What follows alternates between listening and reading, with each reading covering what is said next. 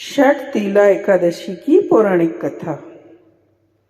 बहुत समय पहले एक ब्राह्मणी थी जो भगवान विष्णु की परम भक्त थी। वह उनके सभी व्रत को नियम और पालन से पूरा करती थी। एक बार उसने एक माह तक उपवास और व्रत किया, जिससे उसका शरीर कमजोर हो गया। व्रत और उपवास के कारण उसका शरीर शुद्ध हो गया। तब भगवान ने सोचा कि इसने शरीर तो शुद्ध कर लिया, जिससे उसे विष्णु लोक की प्राप्ति हो जाएगी, लेकिन उसकी तृप्ति नहीं हो पाएगी। उस ब्राह्मणी ने व्रत और उपवास के समय कभी भी किसी देवता या ब्राह्मण को अन्न या धन दान नहीं किया। इस कारण से विष्णु लोक में भी उसे तृप्ति प्राप्त करना कठिन था। ऐसे में भगवान विष्णु ने सोचा, क्यों न वह स्वयं उसके घर भिक्षा लेने जाए। एक दिन भगवान श्री हरि स्वयं उसके दरवाजे पर भिक्षा के लिए गए।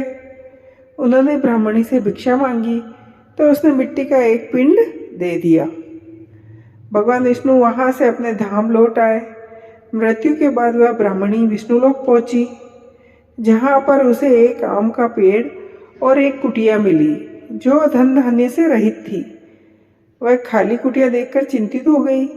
तब उसने पूछा कि उसने सभी व्रत विधान से किए, फिर उसे खाली कुटिया और आम का पेड़ क्यों मिला। तब भगवान विष्णु ने कहा कि तुमने अपने जीवन काल में कभी भी किसी को अन्न या धन दान नहीं किया, इस कारण से तुम्हें यह दंड मिला है। फिर उसने श्री हरि से क्षमा याचना कर मुक्ति का उपाय पूछा। तब उन्होंने बताया कि तुम अपनी कुटिया का द्वार बंद कर लेना। जब देव कन्याएं तुमसे मिलने आवे तो तुम उनसे षटतिला एकादशी व्रत की विधि पूछ लेना। जब वे षटतिला एकादशी की व्रत की विधि बता दे तभी द्वार खोलना। उस ब्राह्मणी ने वैसा ही किया जैसा श्री हरि ने बताया था। षटतिला एकादशी व्रत की विधि जानने के बाद उसने वैसे ही षटतिला एकादशी व्रत किया।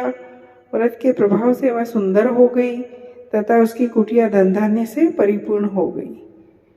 अतः सभी लोगों को षटतिला एकादशी का व्रत करना चाहिए। इस दिन तिल आदि का दान करें, इससे सौभाग्य प्राप्त होगा।